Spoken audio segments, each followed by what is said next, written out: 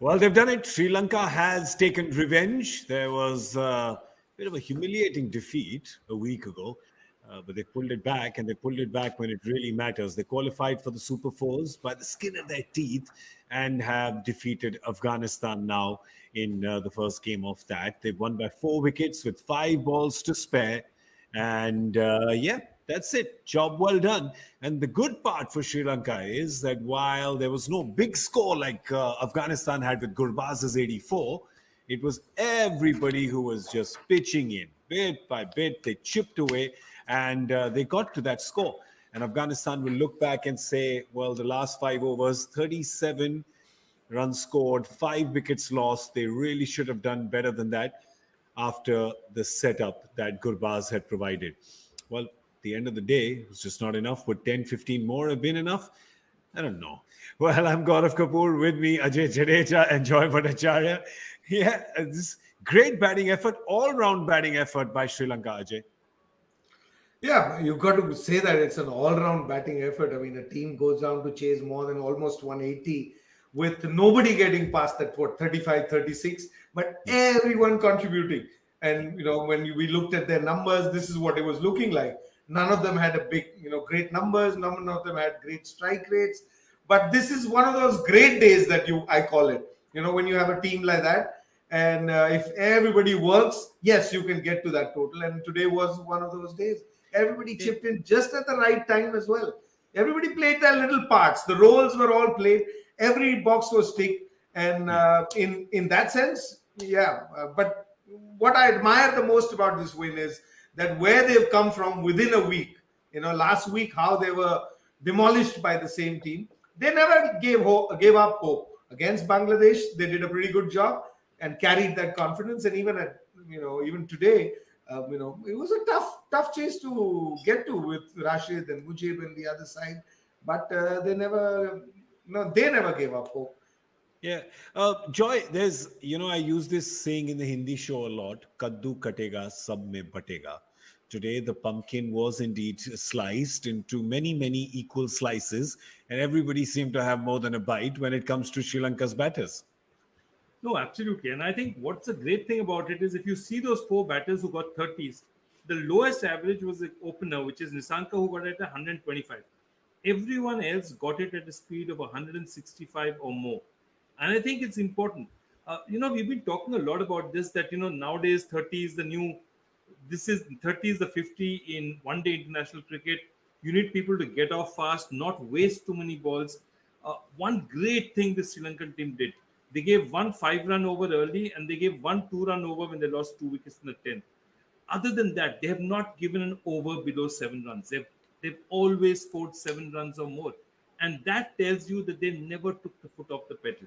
And that's, I think, exciting. It's very new age cricket, whether it's Silverboard, whether it's this current way this team wants to play. So now, Ajay, I have a slightly better idea of the Gharana they want to be. I don't know whether they'll remain in this Gharana.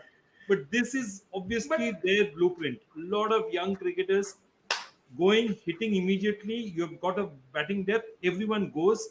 No anchor around which other people play. Yeah. This is their Gharana. Yeah, I mean, if you look at the scores and you look at the number of balls taken, probably the only person who here has missed out yet again is Charita Salanka. And when you look at Asalanka, his run of poor forms, his struggles just go on. They might get a little, kind of sandpapered over because of just the scores of everybody else. But it is a worry for them. So if they were to actually get worried about something, it is perhaps just that little hole in their ship still has to be plugged. Ajay. Yeah, that certainly you're absolutely right, because he's one of the finest players, and that's why they probably just keep sending him up the order and believing that it'll turn good.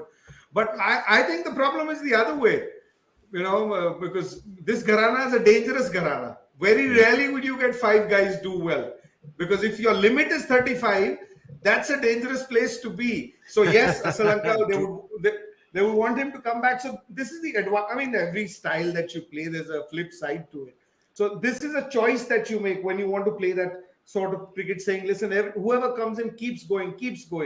But, one of these guys don't do well. Today, Rajapaksa doesn't do well. you'd still end up short by some runs. Yep. So that is why this short success is great. These 30, 40, because zeros around the corner for every great player also gets that zero.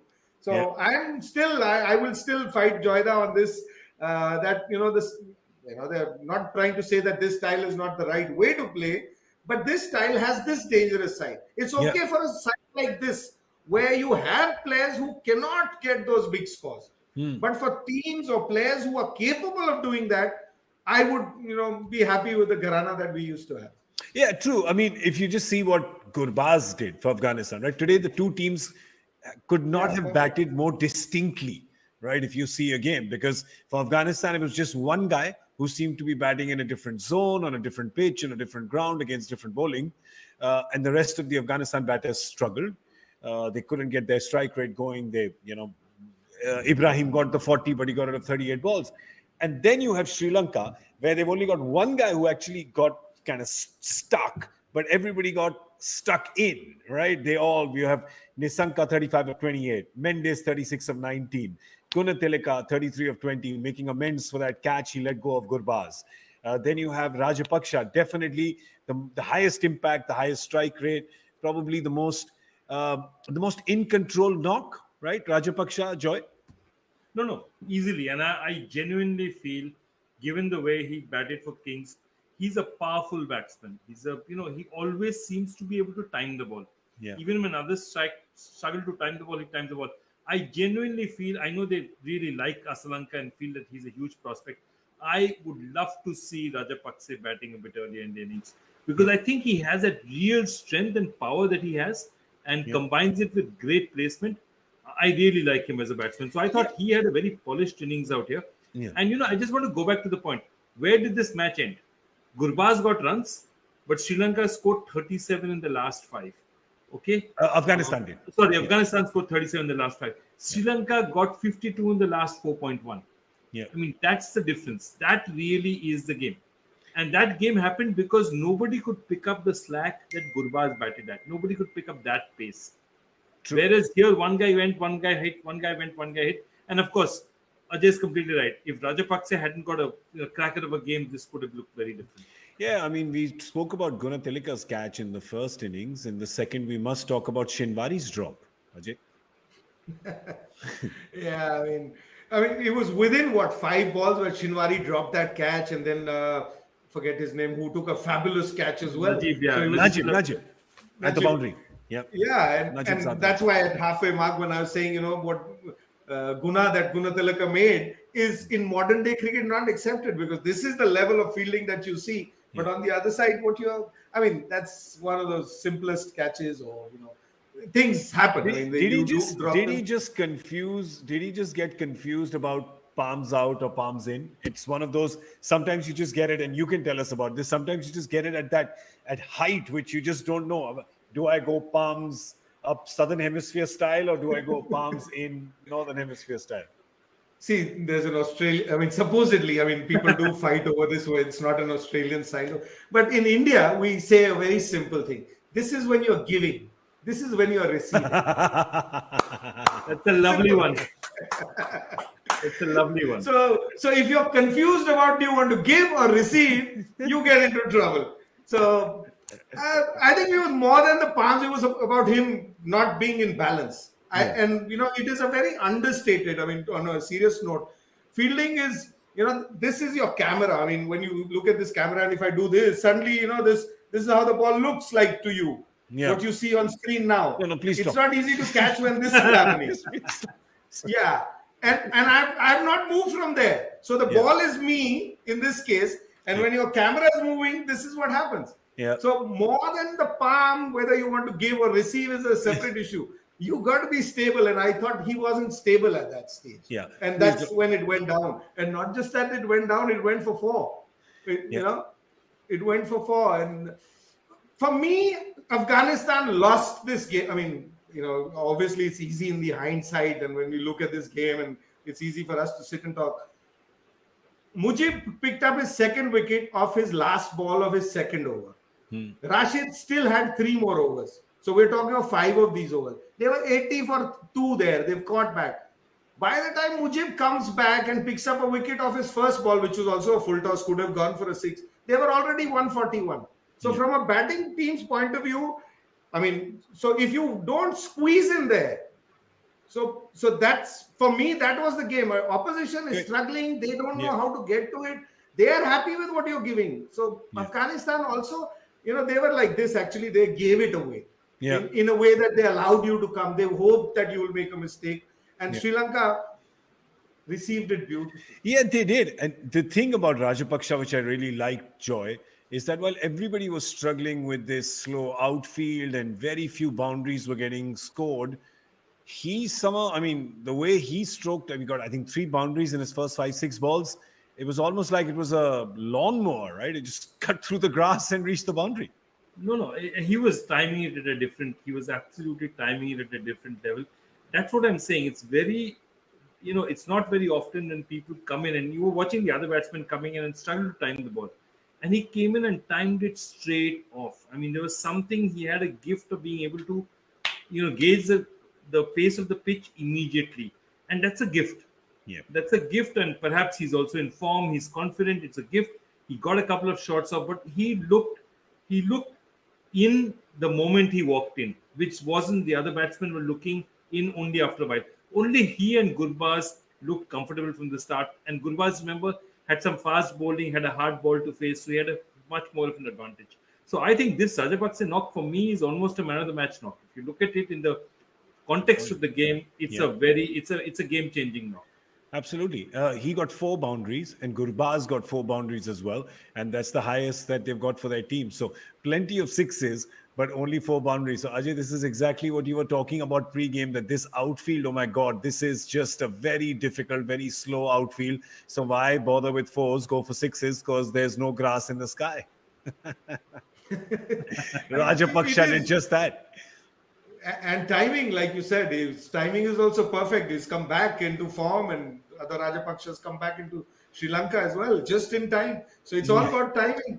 Yeah. And some days, I mean, not that in this tournament we're going to have any more games here in Sharjah, but every time you watch a game in Sharjah, people who are with us, this is like how we look at pitch conditions. Sharjah plays with this a lot of time, and I mean, you learn when you make mistakes, and over a period of time, I wish I could have understood all this while we were playing, and we'd wonder, when you play a team which is a team that likes to strike it up in the air or strikes it hard, they seem to get runs. But when you're trying to time it and place the ball and things like that, you're not getting those runs. Yeah. We couldn't figure out then, but at least now, I think now with data around and how people look at the game, this is an obvious thing, but still it seems to be a thing that nobody looks at the outfield.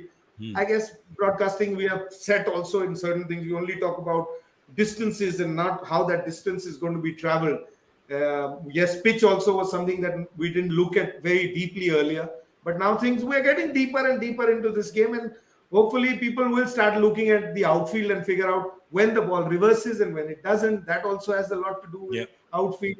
So as I've always believed, as much as the pitch is important, the outfield makes as big a difference as the pitch, and then what the atmospheric conditions are. And that's it. That's the great thing about Rajapaksa today, because it made a difference to everybody else. But that's how good his timing was today, that he got the 4 boundaries. And that's what it was. While it really threw Afghanistan off their game, and giving him a chance also didn't help. So, well, there you go. Let's have a look at the Afghanistan bowlers. Of course, here, the big problem for them is that their bank, Rashid, was really taken to the cleaners today. And I say taken to the cleaners doesn't mean he gave away 60 in his 4. He gave away 39 in his 4, which is a lot for Rashid. You don't expect Rashid to go at 10 and over. He went for 17 in his first, and it's really, I think is it the most in his T20 career amongst the high? So the most. So there you go. I think he hasn't broke the bank that many runs away since 2016. Since 2016 in a T20. Since his debut, actually, he hasn't. I think 4 or 39 in his 4 is the highest that he's gone for. in T20I. So there you go. He's had a bad day today, and Mujib got the 2 wickets and bowled in the power play as well. Nabi bowled 2 tight overs, but then was expensive. And I think another game changer which we must talk about is that 17th over by Naveen ul Haq, which went for 18 runs. So that's just that's the thing of this game. This game has so many talking points because from the time Afghanistan batted, to fielding efforts, drop catches, the batting, somebody stopping, somebody playing the anchor role a little too much, them leaving runs on the table, on the field. Then they come into bat. The openers do well. Sri Lanka doesn't. Rajapaksa does. Is dropped catches, great fielding by Najib, that catch on the boundary. So there's at least like 12 or 15 points, which in a T20 game just means that it has been a really, really exciting game. And if appetizers and main course are to be believed, if there was so much excitement today on a Saturday, then on Sunday, what are we expecting? Yeah? Because, come on. It's a juicy encounter. It's the one that the Asia Cup is played for, right, Joy? Absolutely. This tournament survives on that match. The sales of that match in terms of television rights, everything, it drives the entire business, which is why playing each other twice, everyone's hoping they play each other a third time, but at least 2 times with this format, you're guaranteeing. Otherwise, why would you have a Super Pro from 6 teams to 4 teams? You'd have it just to make sure you have 2 India-Pakistan matches. That's right. No one's complaining, Ajay. Joyda, it's to encourage the younger and the newer lot teams, to give them that hope that, slowly you'll move up the order. And we don't play bilateral. So, it's all 3-match series. This is our best opportunity for bilateral. Absolutely. Isn't it almost like when you're in school and you have to go for a date and you have chaperones? Like, half your family comes along with you because you're just in school, like you're too young. So this is what it is. This is a bilateral series. You're playing 3 games and then you just call a lot of people I'm just being naughty. I'm being naughty. Don't listen to me. Naughty. Let's look at that. This is big news coming out of the India camp. Couple of big things that are happening. One, of course, is that Ravindra Jadeja got injured and Akshar Patel was called in, so a knee injury. And Ajay, the bigger news that is coming after that is that he requires knee surgery, so the T20 World Cup looks in jeopardy for Ravindra Jadeja, and that is a big blow to the Indian 11 balance. Yeah, certainly. He's been your integral part of your team for the last 2-3 years. He's been around for 15 years, but I think the biggest impact that he's made is in the last 2 years. And in fact, he came into the side when Akshar Patel got injured in the last Asia Cup. He'd been dropped. He wasn't, having a great run. But ever since he's come back, and especially I, put my hand up and say, I have never seen him bat as well as he's done in the last couple of years. So that batting whole balance that you get is something that he added. But it's sad, for any player. Not just because it's Ravindra, but for anyone, because this is something that you wait for. You prepare for, and when you are at your peak of your game, you want to go out there and play at the highest level when the whole world is watching.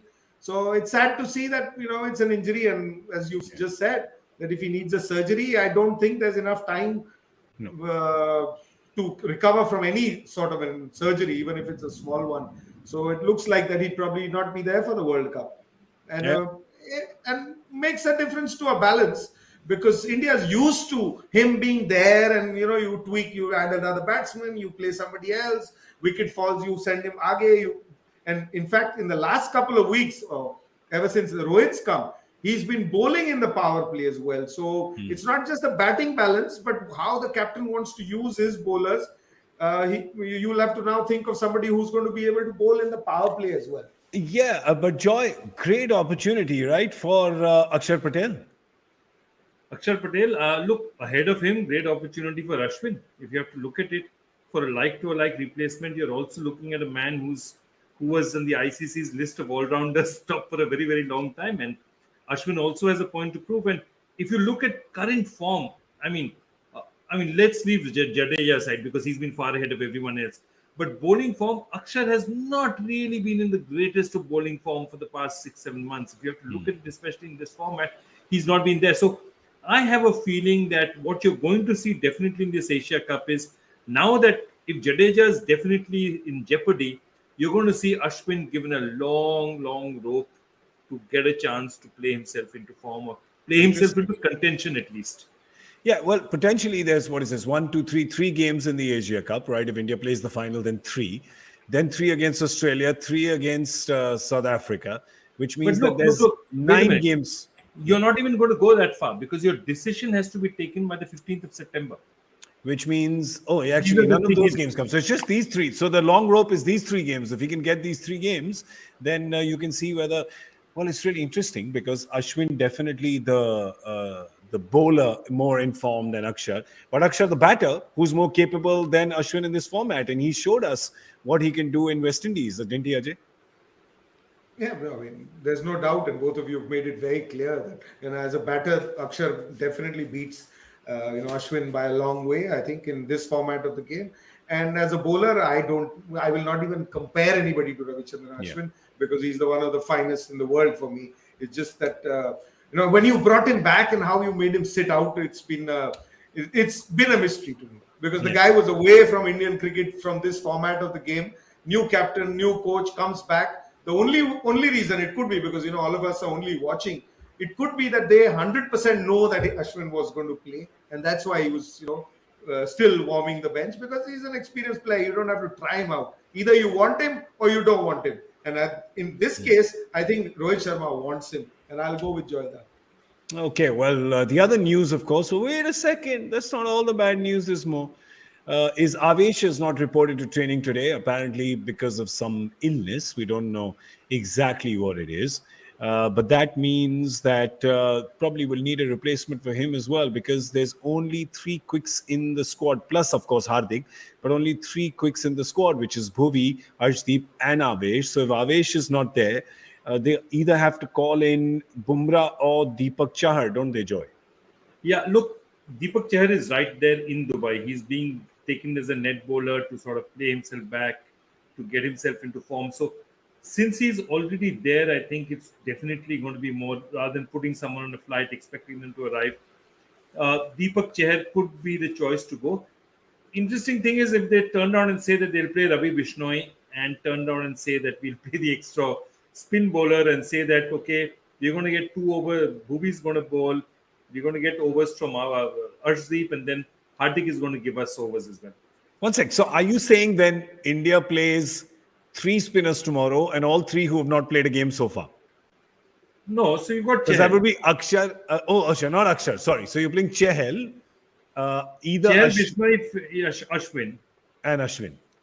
Yeah, look, it's a possibility. I still think, I mean, I don't know. What do you think, Ajay? I still think they'll play the extra fast bowler because I don't think they want to bowl Hardik all that much. I think they don't want to really push him We that got much. problems. We got problems tomorrow. I'm just trying to highlight that. We got problems. But luckily, we have problems of plenty. It's not that we are saying who will play. We're saying how we want to play. So, in fact, we'll get to see, Seema's chair did play in Zimbabwe. He played the first game, rested the second, then he came back. So, I don't know whether he's available. Then, obviously, you'll go with him because these conditions that we've seen in Dubai do help the Seamers. But I would not go to the lengths of bringing Bumrah just for this tournament. If you rested him or if he's had an injury, whatever is the reason, now fly him in and play him in this game just because it's a Pakistan game would be a little silly. Because don't forget, you've been trying to prepare a team for a World Cup. You've been thinking long, so don't think short. Because Bumrah's somebody, you'll have enough time in those next series for him to come back. Yeah. So try Chahar. That would be the ideal thing if he's still there, because he can swing the ball, he can bat. He's come back after injury, so you want to see him rather than Bumrah. But if the pressure comes on India-Pakistan game, coach captain might call up and say, Bumrah, where's that flight, your chartered flight? Because charter goes to Ahmedabad, Baroda very often these days. Hardik can arrange that for him, and he can get onto that one. But get him there, but still, because don't push that. If he had a niggle or if he had something and you'd left him out for the tournament, I'm presuming that it's something that was going to affect him. You needed that rest. If he needs that rest, then you give him that rest, and don't try and just win one game because you'll mess up the entire 2 years that you worked on.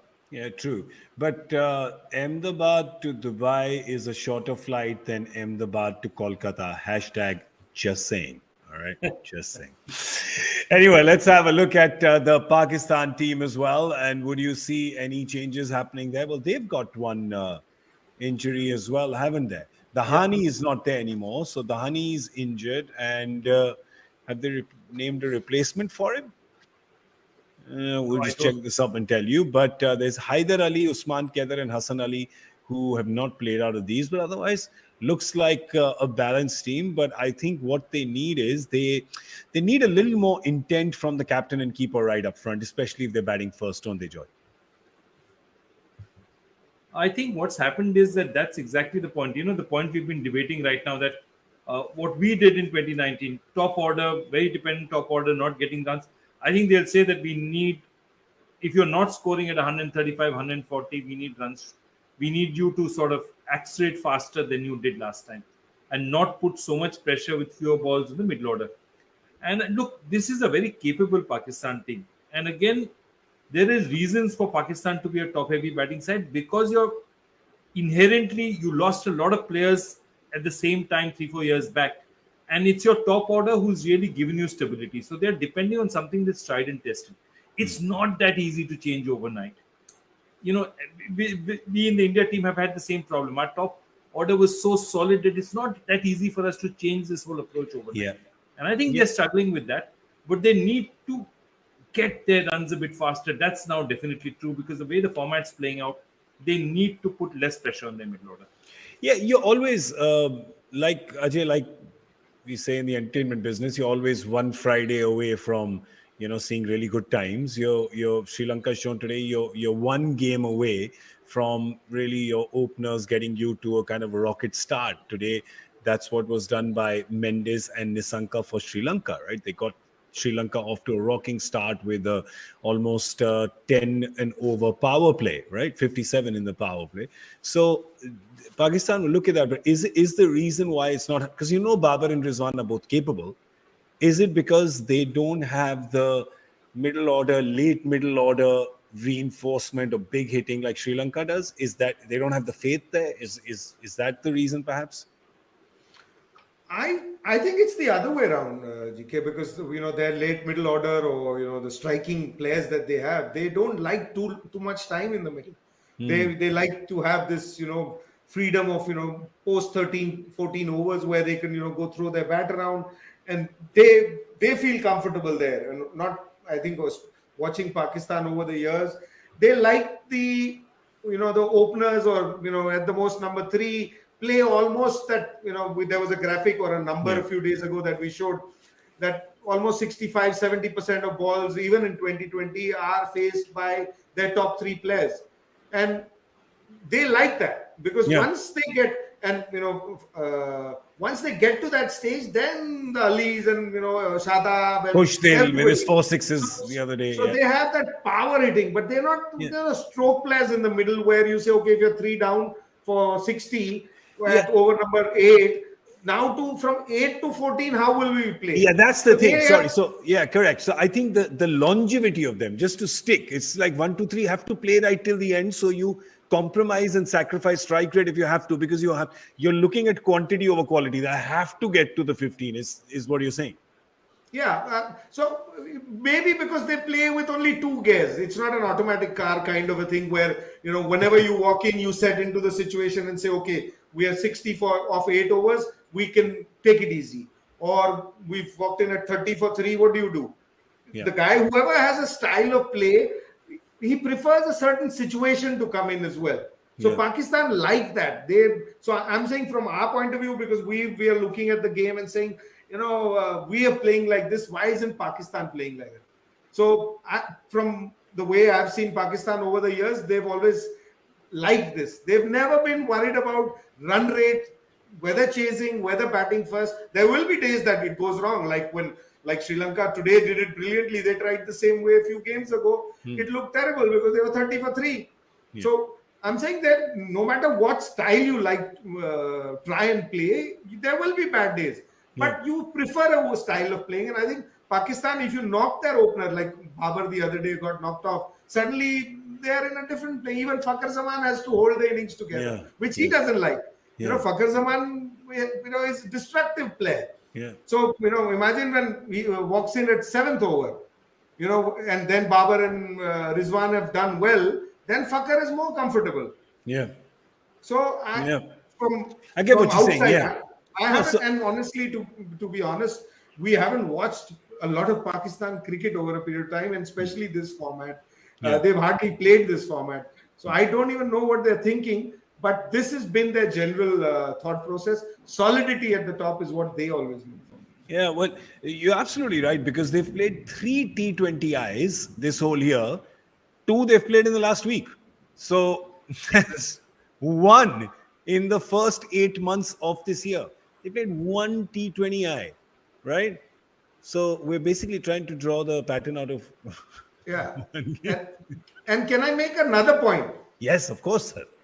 If you are preparing for Australia or the World Cup or things like, or say if the World Cup was in Sri Lanka or in the same conditions here like in Sharjah, yes, then you want that opening start to be very good. But don't forget, if Pakistan or India or any team, if you're thinking of Australia, if you are going to play semi-final, final, say if India is playing against Pakistan and you have these seam bowlers there, they'll be more effective there. So you will still want solidity there. So Pakistan, if they're preparing for the World Cup, they're thinking, what if we play against New Zealand? They've got 3 seam bowlers. We don't want to be 30 for 3. There's no chance.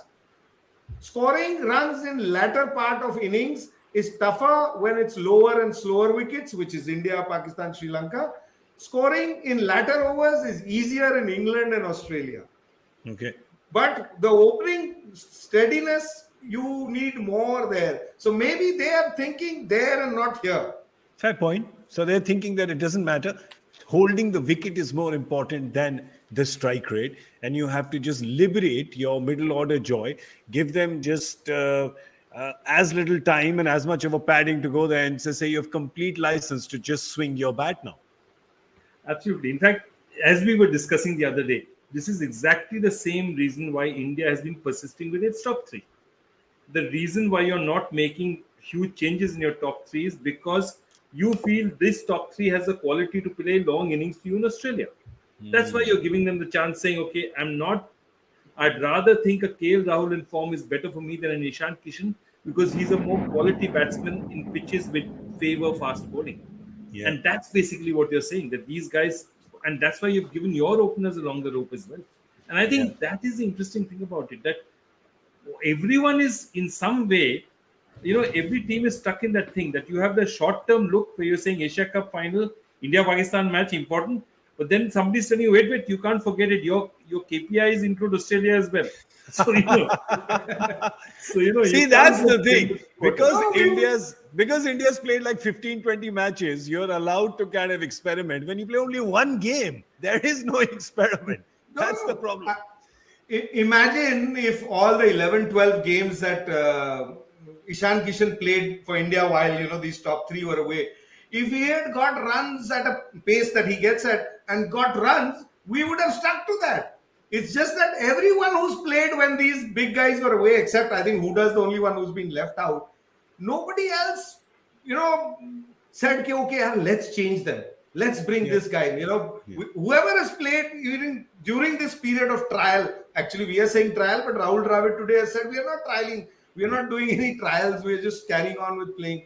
So if somebody was striking at a strike rate more than these 3 and averaging not same, but even closer, then I think anybody would have gone with them.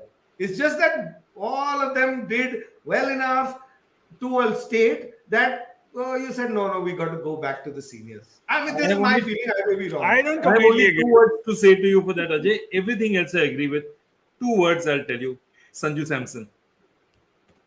That's what I'm saying. He hasn't opened. I think that India had etched this on the marble a long time ago. Well, 1 is captain anyway, but 2 and 3 I think was etched in stone a long time back. So I don't think it would have mattered who got the runs at what pace or what strike rate. I still think that India would have gone back to this 1, 2, 3. That's just a feeling. We can none of us know. We can just tell you #feels, what our feels are. But the truth is the truth, which is that That is the 1-2-3 that India is playing with. And the truth is also the truth that Rahul got his iron in the previous game. All eyes will be on him. He has to score quicker because that could have gone pear-shaped against Hong Kong if it wasn't Surya for just the absolutely insane mental possessed knock that he played. And he's capable of playing. But again, as Ajay always tells you, a low score is around the corner. It can happen to anybody. So yeah, you can't completely rely on it and pitch your innings. The noises that you're hearing, by the way, I just want to tell all of you, this is Ajay and me. Our mics are leaking. There's thunder. There's actual thunderclaps that are happening in Mumbai right now. It is going to really come down today. There's a storm coming, Mr. Wayne. And hopefully we'll get some stormy action on the field tomorrow as well when India and Pakistan play. We want we want one of those games. We want it. Yes. That, of course, is tomorrow. That is Sunday, 4th of September. And then on Tuesday, there's a game. As you know, Asia Cup is closed on Mondays, last Monday, and then this one. The 6th is India and Sri Lanka. 7th, you have Pakistan, Afghanistan, then India, Afghanistan on Thursday. And then, of course, we have the final, which will be on the 11th, which is next Sunday. Okay. That's all we have time for now. We've got to wrap it up, but let's bring out the joy factor question and the answer, which I now know thanks to Parthiv Patel. Yeah, Parthiv was on it. I think he's really getting to be an expert at this. The answer, of course, is Wasim Jaffer. 146 matches. Devendra Bundela was, a stalwart for Madhya Pradesh for a very long time. Wasim Jaffer overtook his record, played so many places, played for Mumbai, played for Vidarbha, has done so well. One of our greats, our domestic greats, definitely, but also don't forget he's got 2 international double centuries as well. And the winner of the quiz today is Parthiv Patel, because actually that is superb. That is so good. Because he got it immediately. He was the first one to send the answer in, and we can tell you we have done an internal audit. He did not know the question. He didn't. It just came. And so well done, PP. I know PP is watching because PP is always this Saturday night. I know he's sitting at home and he's watching Cricbuzz live. And when you put Parthiv Patel, we need to put hashtag PPpedia. Because for all the fans of Parthiv Patel and all our fans who come here and watch it, PPpedia brings out great videos as well. Don't miss those. Yeah, PPpedia has just got the inside track, man. He just knows. He really does. He's just a storehouse of knowledge. As they say, domestic. Yeah. As they say, short men, upar jitne hain, niche double hain. So he has so much knowledge inside. That's right. Strong base. Okay, well, we're going to see. Is Parthiv going to be with us tomorrow? No. Yeah, he is. Yeah, he is. He's going to be here with us tomorrow. So Parthiv and Harsha are going to be with Tane on the English show, and we're going to be back at the studio tomorrow with the Hindi show. Ajay and me are going to be there. And who's joining us? Oh, Viru is back. So Ajay, Viru, and me are going to be on the Hindi show, and Harsha, Parthiv, and Tane Tiwari are going to be on the English show. So catch Cricbuzz live. Actually हम कल हिंदी वाला show करें ना भाई, तो हिंदी में तो कल हमारे साथ जरूर जुड़िएगा शाम को 7 बजे हिंदी शो पे. इंग्लिश का खत्म हो गया ना, भी आगे चलते. तो हिंदी शो पे जरूर जुड़िएगा, उसमें बड़ी इंटरेस्टिंग बातें करेंगे. वीरेंद्र सहवाग हांगकांग के मैच में कहाँ थे, उन्होंने देखा नहीं देखा, बीमार थे, पार्टी कर रहे थे, क्या कर रहे थे, सारे चीजों का खुलासा कल होगा शाम को. अभी से मैं प्रैक्टिस कर रहा हूँ. संडे शाम को 7 बजे हम आपसे मिलेंगे वहां पे. अभी जोयदा का शुक्रिया करना चाहेंगे. जोयदा, बहुत बहुत शुक्रिया. आप अपनी अक्स वाली कुर्सी पे बैठे हैं जिसपे बच्चन साहब बैठे थे अक्स की शूटिंग के दौरान. उसमें बैठे बहुत बढ़िया चेयरमैन टाइप की कुर्सी पे. So thank you so much for joining us. Thank you very much. Thank you. And thank you very much to mister Ajay Jadeja. मेरे वर्ड्स खत्म हो गए मेरे. Thank you very much to Mr. Ajay Jadeja. I will see you tomorrow at 7 p.m. Thank you very much. चलिए, आप सबका बहुत बहुत शुक्रिया. आप देख रहे थे क्रिकबज़ लाइव. मैं हूं Gaurav Kapoor. Good night. Saturday है, जाओ पार्टी करो यार, पार्टी करो. I am not your parents, को पार्टी है.